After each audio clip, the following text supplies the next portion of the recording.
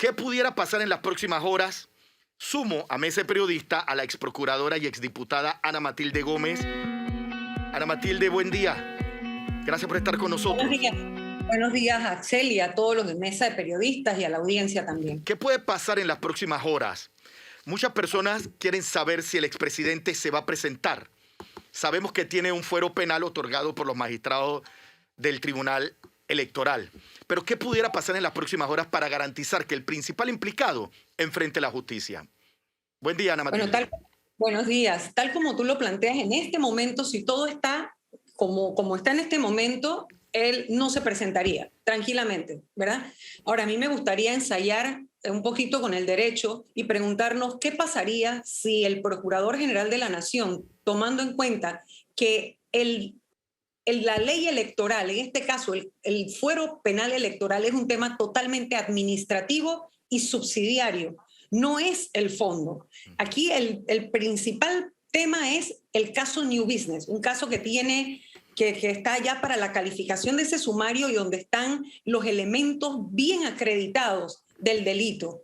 Yo me pregunto qué pasaría si el procurador o los fiscales del caso, en este caso los fiscales que tiene el fiscal Emeldo Márquez y el fiscal Vargas, que tienen que ir a la audiencia, ensayan pedir una certificación al Tribunal Electoral. ¿Qué contestaría el Tribunal Electoral en este momento frente a la justicia ordinaria? Frente al que tiene la obligación constitucional de perseguir los delitos? Es decir, señores, yo tengo una obligación constitucional de perseguir los delitos y esto me lo está impidiendo. Pronúnciense. ¿Por qué no el sistema no lo pone a prueba? Toda vez que, de acuerdo al Código Electoral, inmediatamente que se dan las proclamaciones, se acaba el fuero. Pero en este caso, con lo que hizo realizando metas de suspender unilateralmente o discrecionalmente ellos su elección interna, han dejado en un estado de suspensión, en una incertidumbre, un proceso para lo cual ellos no tienen facultad legal ni constitucional para poder decidir que esa elección está suspendida.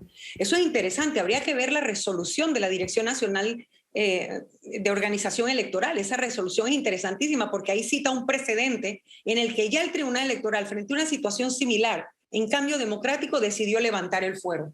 Así que yo pensaría, en este momento como procurador, yo diría, vamos a presionar el sistema, pedamos una certificación. Vamos a ver qué dice aquí el garante del tema electoral frente a un tema que, para mi juicio, es totalmente subsidiario y que no debería entorpecer la marcha de la justicia. Fernando Martínez.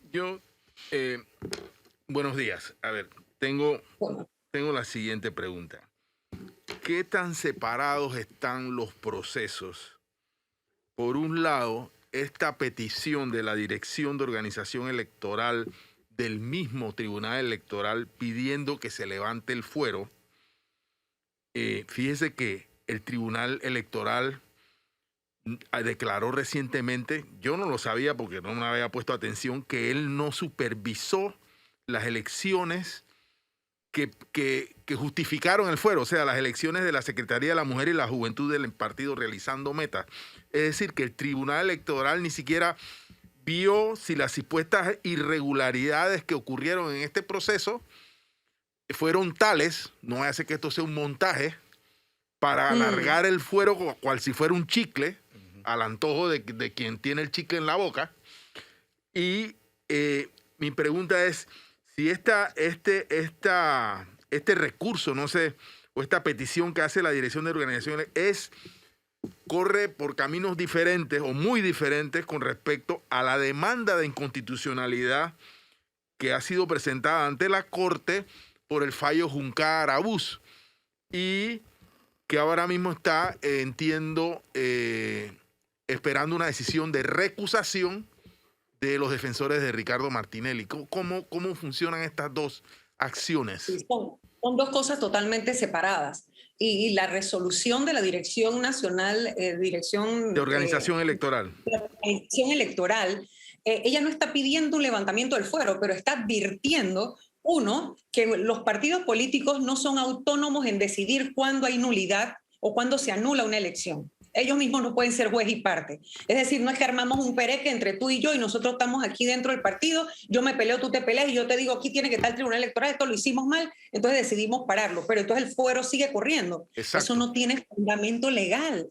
eso no tiene respaldo legal, es lo que está diciendo la Dirección de Organización Electoral, diciéndole, ojo, señor fiscal electoral, ponga atención, que estas personas aquí adentro han decidido ser juez y parte.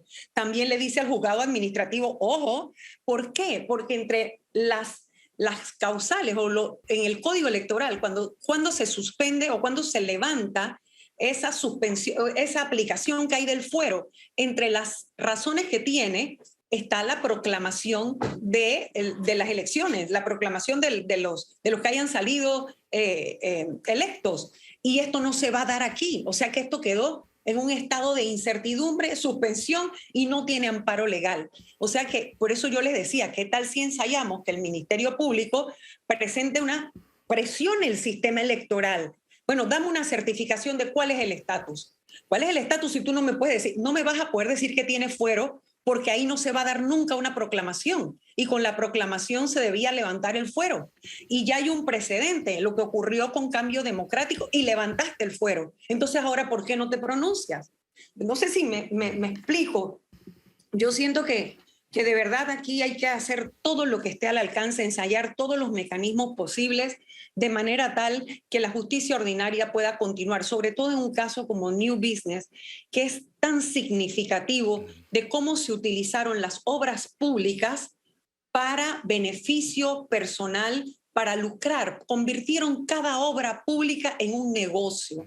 Como, no solo, o sea, a ver, el ensanche de la carretera Raiján La Chorrera, las calles de Panamá Oeste, el tema del INADE y un centro de capacitación con simuladores y demás, el tema de la Asamblea Nacional y la instalación de equipo electromecánico, asumo que tendría que ver con los elevadores, no sé qué más habría ahí electromecánico, bueno, y algunas formas de acceso y demás.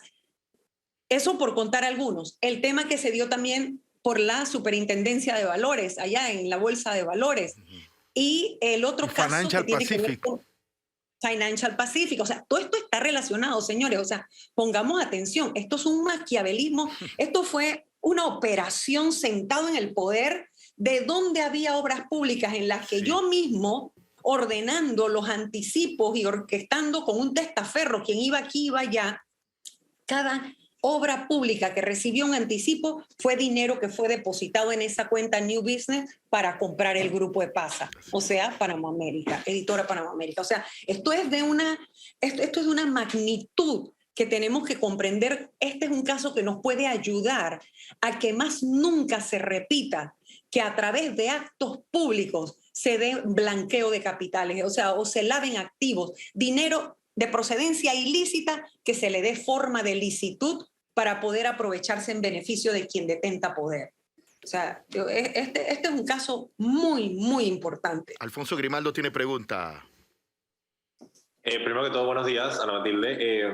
Quisiera agregar a la lista de ofensas que has puesto el hecho de que si se comprueba el ilícito, también este grupo económico ha tenido acceso a un medio que compró de manera irregular y, como dicen aquí en Panamá, nadie te quita lo bailado, pues vas a tener 5 o 6 años de publicaciones y has afectado la cultura nacional y eso no, ningún tribunal lo puede revertir. Yo la pregunta que quería hacer tiene que ver con el principio de especialidad y la mención que se hizo por parte del Tribunal Electoral. Usted, como abogada catedrática del derecho, quizás nos puede explicar el principio de especialidad. Valdría la pena repetir, implica que como el expresidente Ricardo Martinelli fue extraditado por el tema del caso Pinchazos, pues solo se le podría juzgar al respecto. Ya las autoridades estadounidenses indicaron que el principio de especialidad no aplica, pero no obstante, algunos magistrados del Tribunal Electoral lo mencionaron en el fallo o en la decisión donde se mantenía el fuero del expresidente Ricardo Martinelli. Alguien de la monta de un magistrado del Tribunal Electoral debería saber que a él no le compete hablar sobre el principio de especialidad. Entonces, mi pregunta es, ¿qué podemos deducir del hecho de que los magistrados hayan optado a incluir este tema, que es casi como una línea recurrente de la defensa de Ricardo Martinelli, en su decisión judicial? O sea, en cierta forma los magistrados nos están señalizando que están parcializados ¿O están siguiendo la línea particular de un grupo de la defensa del expresidente? Obviamente, esta era la pregunta de la trampa del programa. Ok, tú me trasladas una especulación que a todos los que estamos analizando desde el derecho lo ocurrido no le encontramos asidero. Evidentemente es un tema que escapa a las competencias del Tribunal Electoral, sobre todo porque lo que estaba conociendo el Tribunal Electoral era justicia administrativa, es decir, era un procedimiento, era un mero trámite administrativo. No había razón para entrar en el fondo y mucho menos traer un tema que no compete a la justicia, a la jurisdicción electoral, como es el tema de la especialidad, que además ya está hace rato superado, porque el debate ya se dio en sede del tribunal competente, ya se dio y se explicó que están todos los elementos por los cuales una persona que le arropa un principio de especialidad se le puede levantar. Y uno de ellos es que la persona protegida por el principio supuestamente está perseguida, tienes la posibilidad de irte y no te vas, es porque no eres tal perseguido. Simplemente tú estás asumiendo quedarte. Pero además entraste, saliste y volviste a entrar, que también fue acreditado.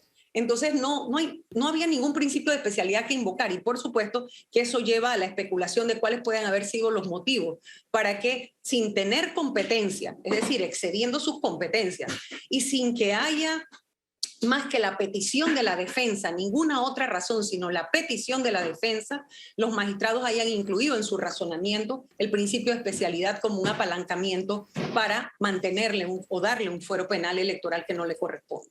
Alfonso, ¿tenías otra repregunta? Sí, considerando esto que usted acaba de decir y considerando el hecho que los magistrados en la peor medida se extralimitaron o en la menor medida trajeron un tema que no tenía nada que ver, ¿confía usted en los magistrados del Tribunal Electoral para la próxima elección? ¿Todavía el Tribunal Electoral es una institución en la que usted confiaría para llevar elecciones limpias y transparentes, considerando que podrían haberse dejado influenciar por las defensas de un grupo bajo la lupa jurídica?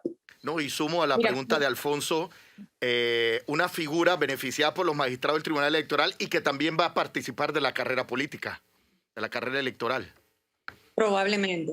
Como una persona que ha participado de 2 procesos electorales, en 2 elecciones, y que puedo comprender la capacidad que pueden tener los magistrados para incidir en decisiones o en actuaciones de sus funcionarios subalternos o de la jerarquía inferior, y siendo que el único árbitro del sistema son ellos y que todo hay que tocar machín en el Tribunal Electoral, por supuesto que uno se llena de desconfianza, porque hay mucha duda respecto a la imparcialidad que debe tener siempre un árbitro, sobre todo cuando son acciones como esta, que no tienen ninguna justificación desde el punto de vista legal. O sea, no hay ninguna norma, no hay ningún precedente, no hay ninguna jurisprudencia, no hay nada en lo que uno se pueda agarrar. Muy por el contrario, todo lo que tú encuentras en los antecedentes del Tribunal Electoral te llevan a decir que el fuero electoral en esta ocasión fue tratado de una manera totalmente sine qua non. Fue extraordinaria, distinta, diferente. Sí, así que por supuesto que uno se llena de desconfianza. Nando Martínez. Y de aprensiones, ¿no? De muchas aprensiones. Yo quiero volver al caso New Business. Este caso, en el cual hay acuerdos de colaboración eficaz, que así es que se llaman. Es decir, hay personas que se han declarado culpables. Yo he estado revisando la vista fiscal. Y personas cercanas al expresidente Martinelli. Hay decenas de testimonios de personas que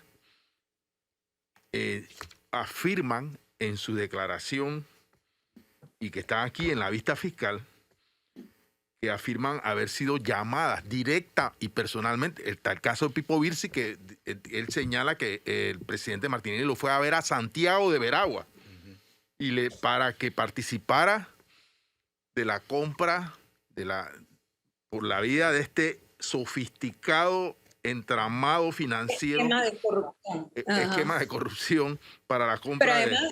Pero además, Fernando, mire usted una cosa interesante, que el señor Virsi, que en paz descanse y que por supuesto ahora ya queda fuera del proceso porque es una forma de caducar la acción penal, pero es interesante que él en su momento dice Yo firmé hasta sin leer. Exactamente. O sea, a ese correcto. nivel de confianza, a ese nivel de prestación de colaboración entre allegados se dio en este intrincado y complejo sistema Voy a leer un pedacito. de armar operaciones financieras para darles una imagen de licitud, para que parecieran operaciones financieras legales. Voy a leer un pedacito de la vista fiscal porque tengo en realidad muchas partes marcadas, pero dice la vista fiscal en su página 52. Ramón Carretero Napolitano, al rendir sus descargos, manifestó que se considera responsable por haber prestado sus cuentas bancarias y sus empresas para el manejo de fondos de terceras personas. Agregó que sus actos son censurables desde todo punto de vista, toda vez que debió tomar las previsiones para que no sucedieran y por ende se arrepiente de los mismos y está dispuesto a colaborar con la Fiscalía y con quien sea necesario para que de alguna manera reparar su conducta. Afirma que a inicios del año 2010 recibió una concesión de cemento, razón por la cual se creó un vínculo comercial importante entre su empresa distribuidora Ralcart y una empresa vinculada al señor Ricardo Francolini, que creo que es uno de los colaboradores de este caso, denominada Industrias Básicas, empresa que comercializaba cemento interoceánico. En ese momento, por tanto, se convirtió en uno de los clientes más importantes por la cantidad de cemento que compró. La empresa distribuidora Ralcart S.A. era una empresa constituida en el año 2010 que, producto de ventas de cemento, tuvo que utilizar en un principio una cuenta bancaria de Jiui Chung International Company Ltd., que estaba en el Banco Popular de la República Popular China. En ese orden señaló el señor Ricardo Francolini, conocedor de la existencia de la sociedad Jiui Chung International Company. A finales del año 2010, Francolini le solicitó un favor consistente en recibir unas sumas de dinero en la cuenta bancaria de esta sociedad, debido a que él estaba ayudando al presidente de la República, Ricardo Martinelli Berrocal, con la compra de Editora de Panamá América, y que dichos fondos tenían como destino la compra del medio de comunicación social. Reveló en atención de ello que recibió 2 transacciones de la empresa de inversiones y pone las cifras, etcétera, etcétera, etcétera, etcétera. Sí, y testimonios como estos hay decenas en esta vista fiscal. Entonces, yo la verdad, cuando yo leo esto, yo entiendo por qué el afán por ampararse, por tener fueros y por no concurrir, no ir a la justicia. Y en efecto, bueno, lo primero algo que me gustaría dejar claro es que recordemos que todos estos procesos, como el de New Business, por ejemplo, son en el sistema inquisitivo, o sea, son en el modelo Exacto. viejo. Pero los principios y garantías del sistema acusatorio se aplican. Por lo tanto, estamos, como quien dice, parados ahorita mismo cuando se dio la alerta por parte de la defensa al juez de la causa, al juez que tiene que calificar el expediente, de que había fuero penal electoral. Ahí ya los fiscales estaban alegando. Esa alegación, ese alegato, ese momento está dentro de lo que se conoce como la audiencia preliminar. Es decir, nosotros tenemos un hecho punible acreditado. Tiene que ser calificado el expediente por el juez para poder que haya un auto de llamamiento a juicio y se levante cualquier privacidad sobre el proceso. ¿Estamos claros? Porque hay todavía muchas cosas que proteger allí, de incluso personas que, como se verá en la vista fiscal, que es una solicitud mixta, personas a las que se les pide que sean llamadas a juicio, otros que sean sobreseídos provisionalmente, porque, por ejemplo, una de las grandes fallas, hay algunos informes de auditoría que no han llegado de la Contraloría General de la República. Correcto. Pero hay otros que sí. Hay casos en los que sí, como por ejemplo el perjuicio que se causó en la Ciudad Deportiva de Colón, porque los millones que se dieron de anticipo fueron destinados totalmente para New Business, para la compra del diario o del Grupo EPASA y no para la construcción de la obra, en perjuicio de todas esas personas que ahora están en la calle pidiendo trabajo y oportunidades. Entonces, es para que entendamos como en la etapa procesal en la que estamos, ¿no? Entonces, va a depender de esa calificación y lo que haga el juez. Y hay otro grupo de personas que están por fuera, aquellas que de alguna manera colaboraron. Como usted verá, en ese proceso hubo personas que al principio estaban plantadas en que no hicieron nada, que son inocentes, que no saben de qué le están hablando, que prácticamente no saben ni quién era Ricardo Martinelli. Pero luego, cuando ven que tienen la soga al cuello, en el sentido de que hay suficientes elementos de prueba, ¿por qué? Porque los delitos precedentes también fueron acreditados en los procesos de cada una de estas obras públicas que las fiscalías anticorrupción, recuerda que New Business es un caso que está en la Fiscalía de Crimen Organizado, Sí. porque es un delito de blanqueo de capitales, es un delito de lavado de activos, que es un delito autónomo, pero que tiene un listado de delitos precedentes. Bueno, de toda esa gama, más de 20 delitos que pueden darse para que usted lave activos, es decir, que usted agarre dinero que viene de allá y lo convierta, lo quiera hacer ver a través del sistema bancario, que este es otro tema que no hemos hablado, la cantidad de bancos con los millones de dólares que se movieron. Y hoy día cualquier ciudadano trata de hacer un depósito de 10,000, de 12,000 dólares, de $1,000 y empiezan a preguntarle quién es su abuela, quién es su papá y de dónde sacó la plata.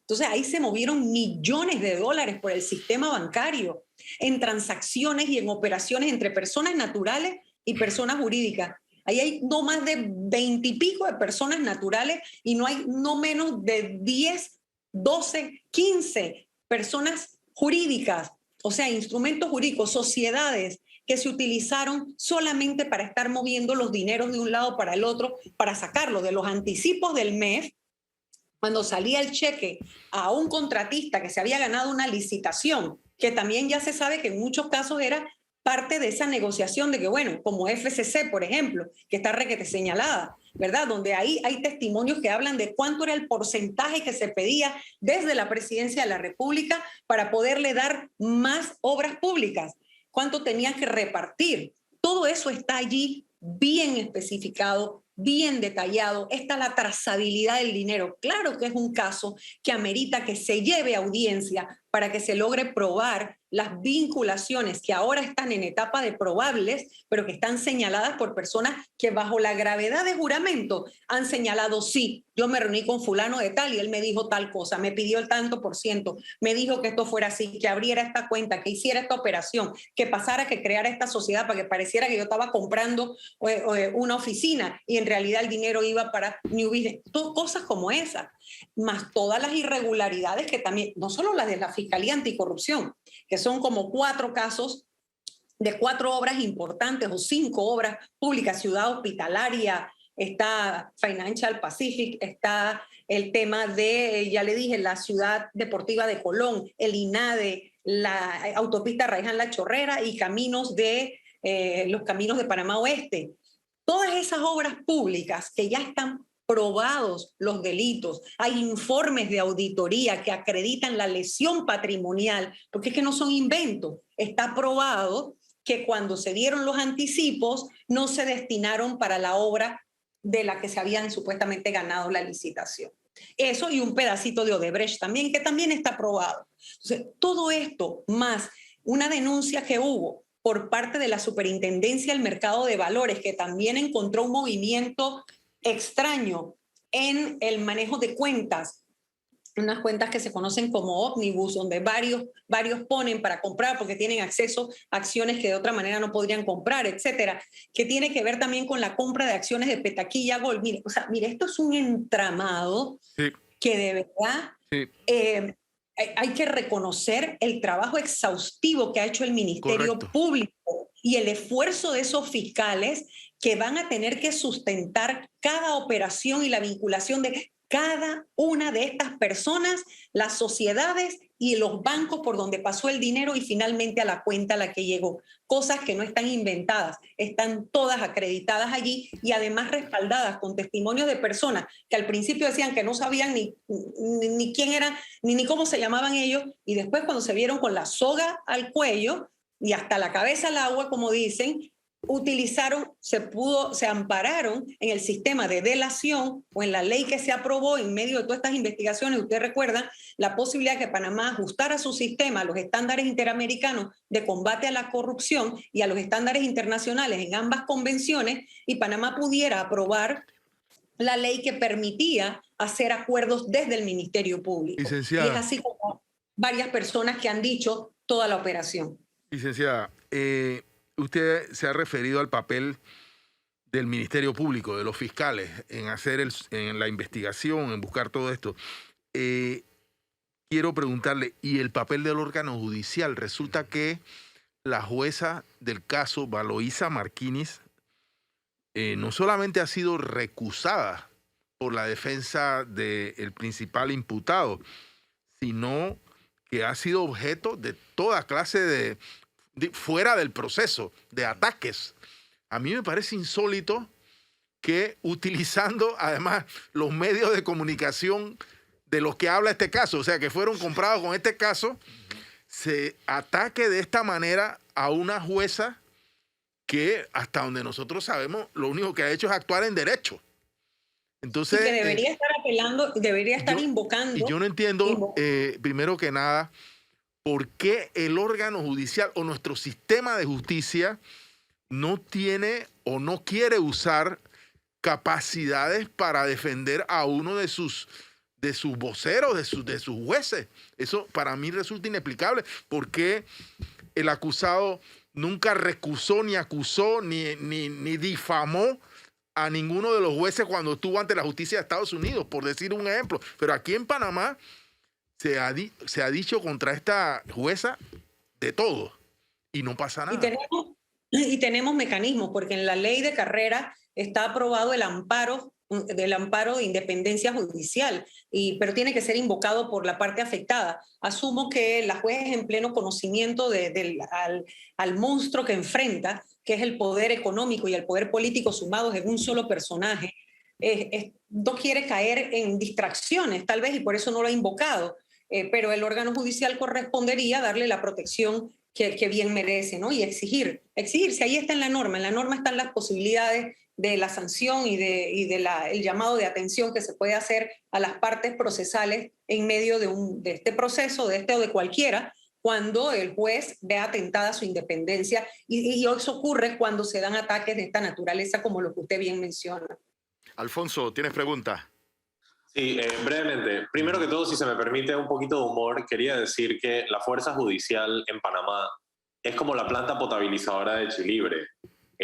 No funciona de la mejor manera y a veces cuando más la necesitamos no anda. La pregunta que yo le quería hacer a la exdiputada exprocuradora es: ¿cómo se puede hacer para empezar a transformar el órgano judicial de tal forma que podamos asegurar justicia efectiva para los panameños? Porque pareciera que la única forma disponible es esperar que un magistrado se retire y que el presidente nombre a un siguiente y luego cruzar los dedos para que ese magistrado tenga buenas intenciones y eso permee en la estructura judicial. Me gustaría saber qué otras metodologías pueden existir para darnos un buen sistema judicial donde este tipo de burlas no puedan ocurrir.